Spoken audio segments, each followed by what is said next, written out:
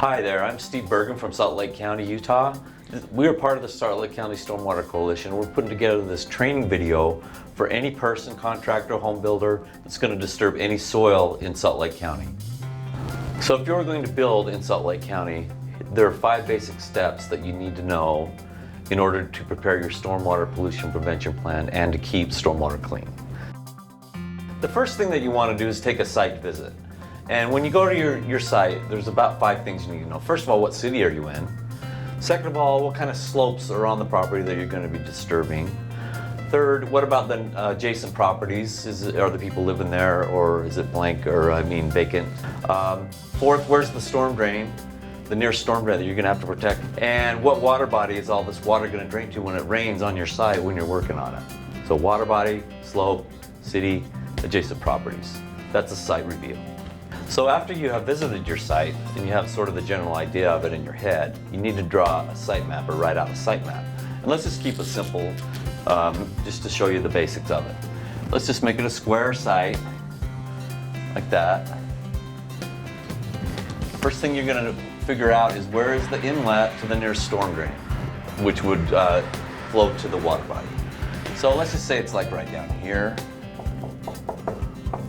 So then you know that, and let's just say the slope goes this way. So all the rainwater that falls is going to go that way, just to keep it simple. Let's call this a 1 acre lot. Well, 1/2 to 1 acre. And you're going to build a house, let's say, okay? So here's your site. Here's the street up here, street. Let's just assume that it's already been installed. So you're a semi-developed area. So this might be a common plan type of a site. Where are all the workers and construction vehicles going to come in and go out of your site? Well, you want to keep them confined to one spot. So let's just say they're going to come in right here. So right here is going to be your construction entrance, okay? And that's important because once you have this established, it gives you one point to control all the sediment and things that are going in and out of your site. Once you do that, the next thing you're probably going to write out on your site map is a perimeter control. And this can include things like silt fence or a border fence, but it doesn't really matter what it is as long as you have a control around the entire site. And that will keep anything from going in or out except for through your control site right here. So let's just put one of those orange fences like that. Maybe all the way, well, not all the way around, but like that. You might need some ingress and egress sites for other things. So you have your border fence, very important. It'll also control trash when the wind blows, things like that. Where's your house going to be? We should start there too, or go to that. And it's going to put it right here. It's going to have a 2-car garage, something like that. So then you know once you have that you're going to have probably a driveway, maybe with a little side for your little trailer. Oops, I should use a different color. Concrete green? No, let's make it blue. So you know where all your concrete is going to be also. There's going to be a sidewalk coming up your house. Later on, curb gutter and sidewalk. If it's not already in, it's going to be right here. It comes to your border controls. It doesn't necessarily have to be a fence. In fact, a silt fence is really made to filter water, not necessarily to be a perimeter control. That's why the orange fence might be enough. But it doesn't have to be anything like that either. You could just put small berms, like build up the soil to keep all your stormwater on site or on stormwater coming onto your site all the way around. You can just keep a nice little buffer and that'll control your stormwater quite well. The next thing, where are you going to put all your trash? You're going to have tons of trash for a few months. Get a trash receptacle, find a spot for it. Let's just put it right here, and then it's easy to get rid of it with the garbage or whatever. So let's put our trash receptacle right here. And then when you're going to pour concrete, like the footings, foundations, the sidewalk, all that, concrete is required to be controlled. So when a concrete truck wants to wash out, you need to have a spot where they can come in, pour the concrete to be set, but then they need to wash out their chutes and everything like that. So let's just put it right here so it's close. You probably want to have it close enough in proximity to where all your pores are going to be. So let's just put it right here. This is a pretty good spot.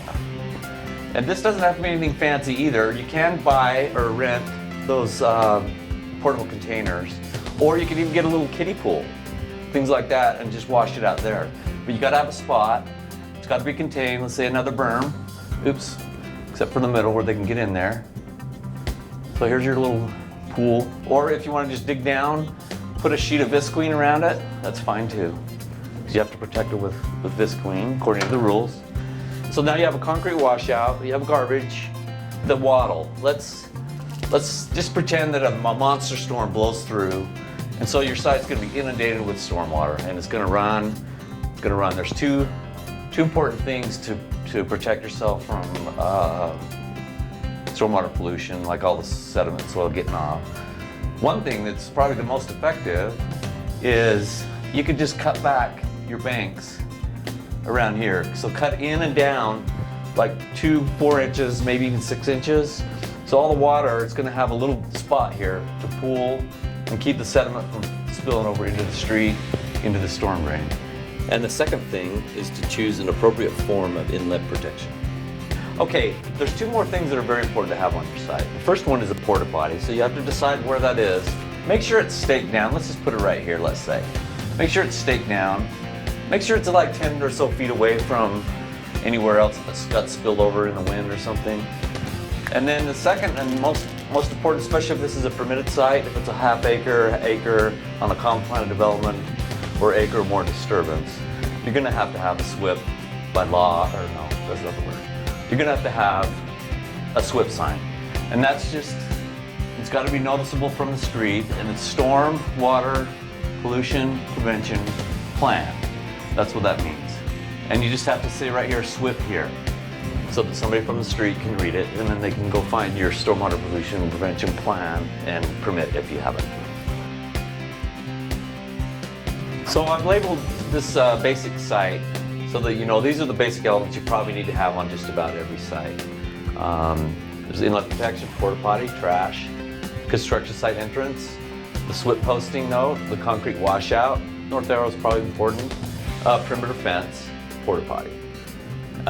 This is probably the most basic, and so you're going to probably have more BMPs depending on how delicate or involved your site is. You might have a lot more things that you need to do, and we'll go over some more BMPs too. But just keep these in mind. This is a rudimentary, but it has all the basics, and then you can improve it from here. There's a couple more things we need to know about BMPs. These are probably the most basic, and they'll probably be on every site that you ever build on, but there are more requirements in different cities, and you're going to have more BMPs that you're going to need to install. But overall, in general, one of the most important things to know about a BMP is how to install it properly, make sure it's sized properly for whatever function it's going to perform, and then in your plan, you're probably going to have some inspection and maintenance of these BMPs, so keep that in mind when you pick your BMPs. And all this is going to be included in your stormwater pollution prevention plan to keep your site clean.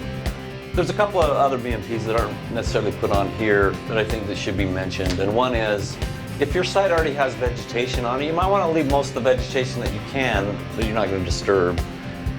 That's considered a BMP because that'll keep all the erosion or the sediment on site, like your trees.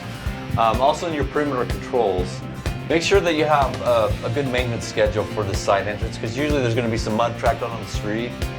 You know, daily, check that. You know, maybe go shovel, have a little sweeper if you need that kind of thing. Also in hot summer days, you're going to have a lot of dust, and there's sort of a requirement to keep the dust on site too, so you're going to need to keep your dust control down.